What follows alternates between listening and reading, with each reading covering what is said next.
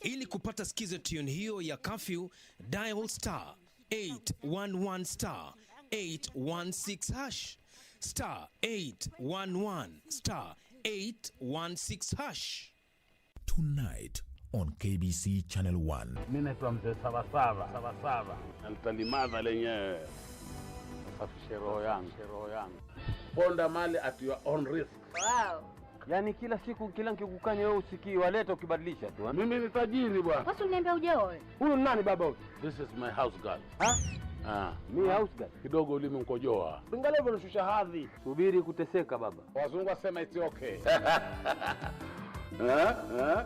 Tonight on KBC Channel 1. The stone that the builder refused, shall be the head cornerstone. Freedom, free the dumb. You should be free to speak, yeah. Say, only child can say. Who can hear? Who can help? Where will I go? What would I do? Who would I be without a woman like you? Oh, a woman like you. Je, unajua kuwa hata kama mapato yako ya kawaida yameathirika, bado unaweza kuzungumza na mtoa huduma wako wa bima na kubadilisha sera yako kuwa sera ya kulipwa? Hutaweza kulipa ada zaidi na bima yako bado itawajibika kwa mafao yanayolipwa chini ya chaguo hili. Sasa umejua, IRA, bima bora kwa taifa.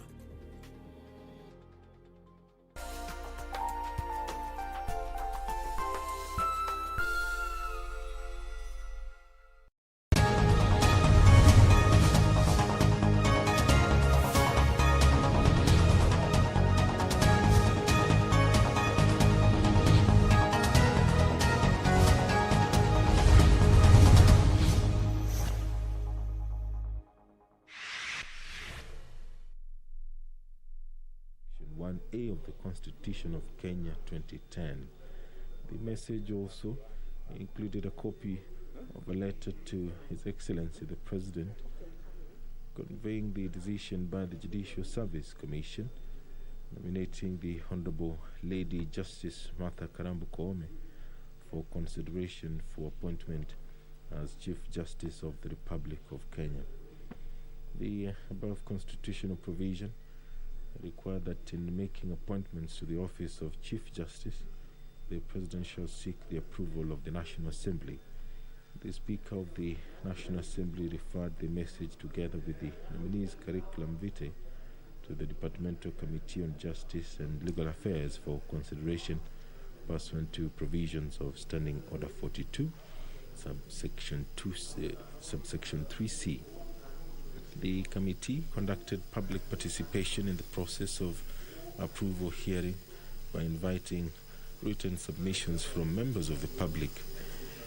In this regard, an advertisement was placed in newspapers on 30th April 2021. This process was undertaken in compliance with the requirements of Article 118 of the Constitution, Section 6, subsection 9 of the Public Appointments Parliamentary Approval Act of 2021 and Standing Order 45, subsection 3 of the National Assembly. The Justice and Legal Affairs Committee undertook the approval hearing on 13th of May 2021 at County Hall, Mini Chamber Parliament Buildings. If you're just joining us, the Deputy Speaker of the National Assembly, Honorable Moses Chiboi, has stepped into the chambers. He is going to be overseeing business of the National Assembly this morning. This is a special sitting gazetted on 17th of May 2021. Now, I hand you over for this live broadcast courtesy of PBU and KBC. Members, let's pray. Almighty God, who in your wisdom and goodness have appointed the offices of leaders and parliaments for welfare of society and the just government of the people, we beseech you to behold with your abundant favor as your servants, whom you have been pleased to call to performance of important trust in this republic. Let your blessings descend upon us here assembled. Grant that we treat and consider all matters that shall come under deliberations in so just and faithful a manner as to promote your honor and glory, and to advance the peace, prosperity, and welfare of our country, and of those whose interests you've committed to our charge. Amen.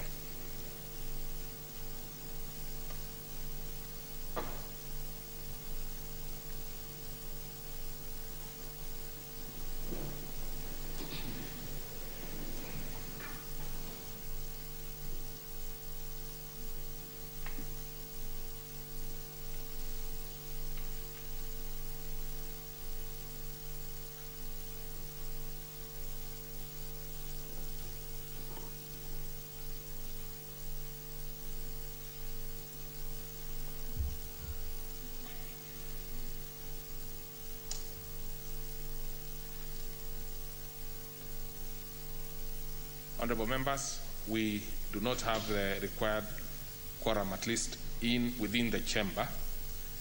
I will be asking the Sergeant at Arms Department to confirm with the members who are seated elsewhere. But in the meantime, I order that the bell be rung for 10 minutes, as we confirm also the numbers that are in other holding areas.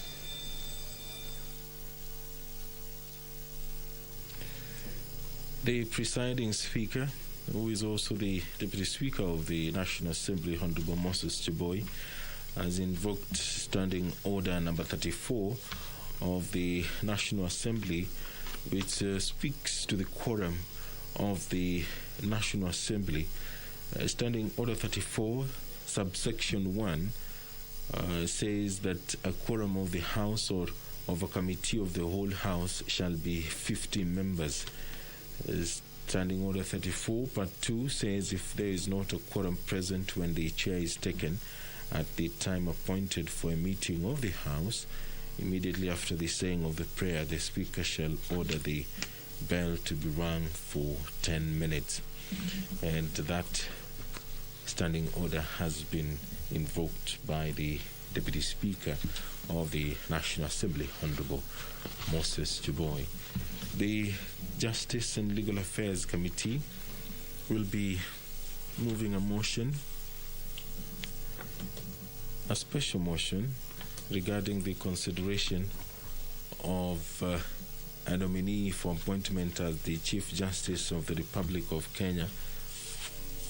And the committee did vet the nominee on 13th of May 2021 and has compiled a report which will be debated by the members of the National Assembly, and the members will have their say on this particular matter.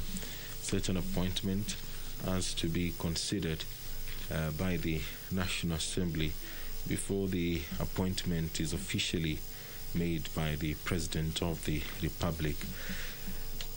Lady Justice Martha Koome was interviewed by the Judicial Service Commission, and her name was forwarded to the President, and the President did forward her name to the National Assembly for consideration.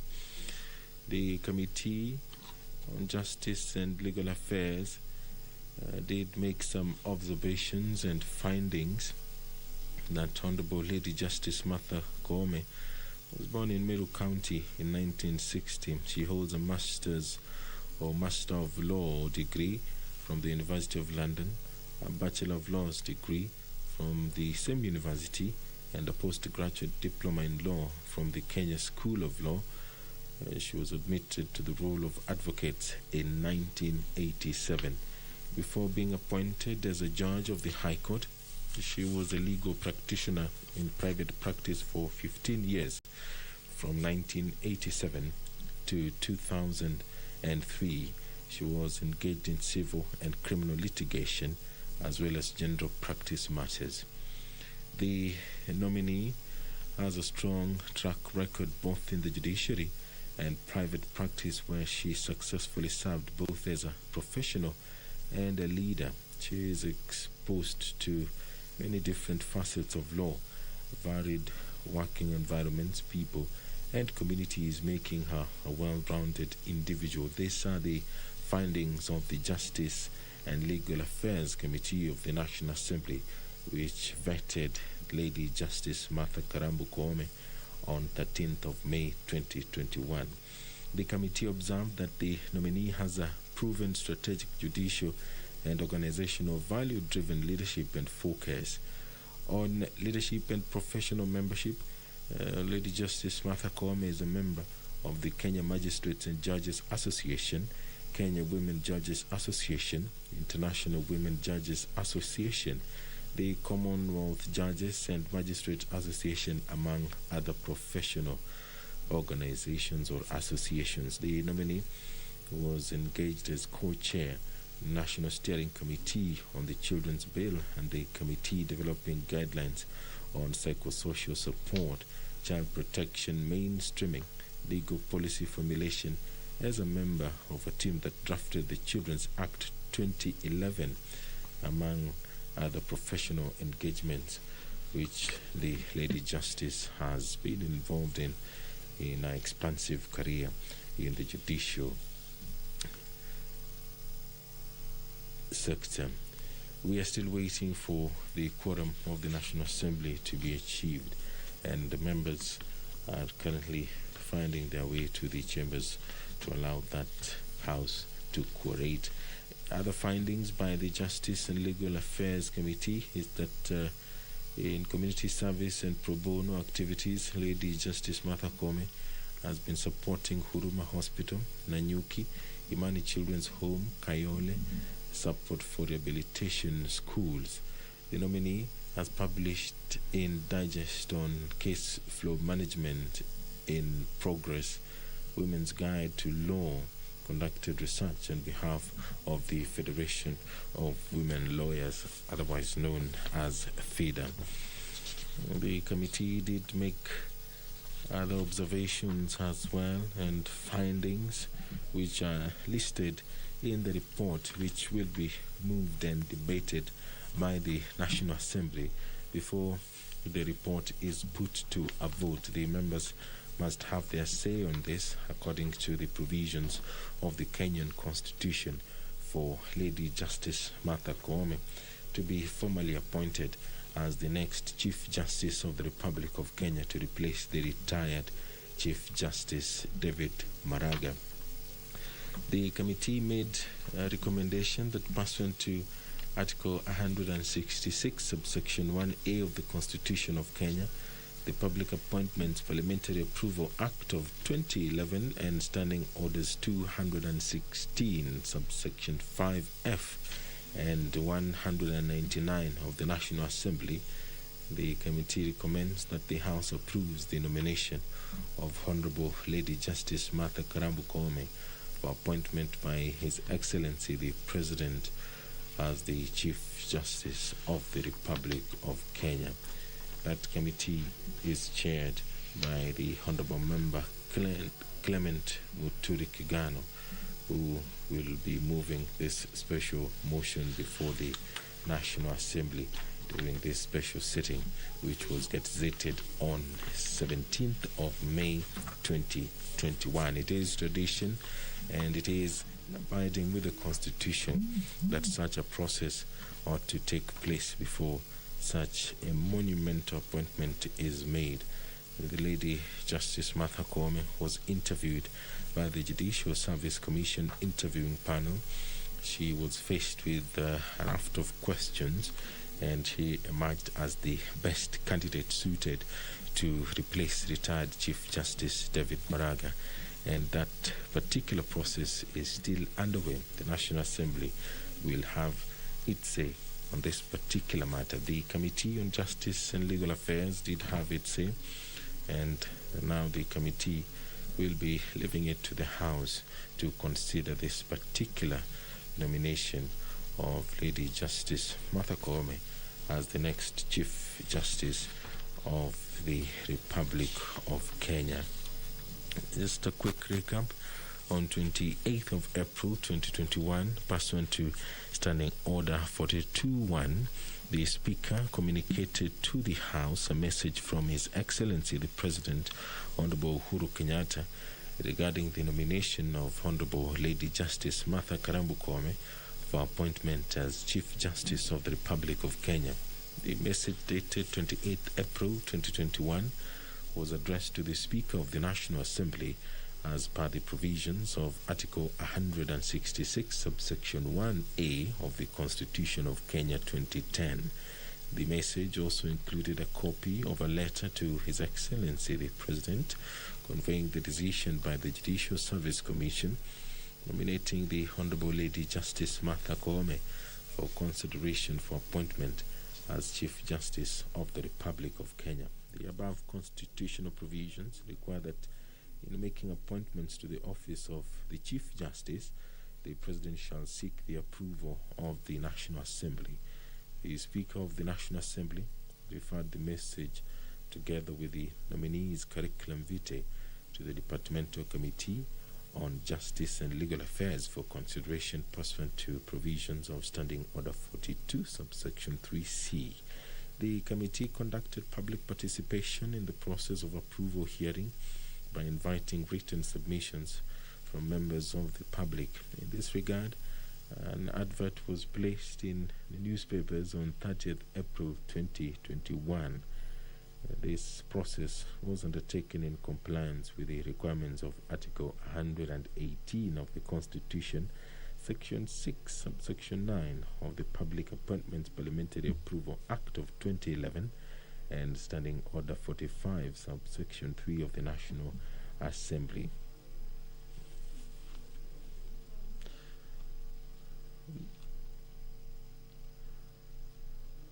There are more members. They're walking into the chambers. Just to keep you updated is that the quorum bell is still being rung. That is courtesy of Standing Order 34, which has been invoked by the Deputy Speaker of the National Assembly, who is presiding the business of the National Assembly this morning during this special sitting. And the numbers required as per the Standing Order is 50 for the House business to begin. Without that number, then the business of the House cannot commence, and what happens is that the respective leadership of the House, that is the majority side and the minority side, they are required to mobilize their members to walk into the chambers, take their seat, and allow business to begin. But very close to the required quorum. So I will order an additional 5 minutes just to make sure that we have the right numbers. We are just short of the required quorum.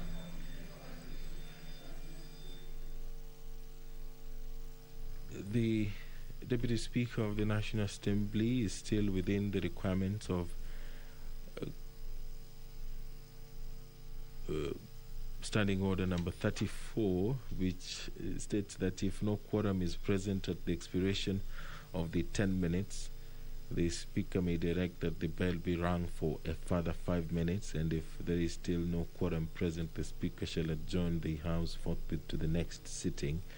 So we are in the second part of that provision, number 34 of the National Assembly Standing Orders, where the quorum bell is being rung for 5 minutes. The Deputy Speaker did indicate that that number is close to 50, but it needs to be exactly 50 for business of the National Assembly to begin. Now, Emmanuel Wangwe, who is honorable member, has stepped out, perhaps to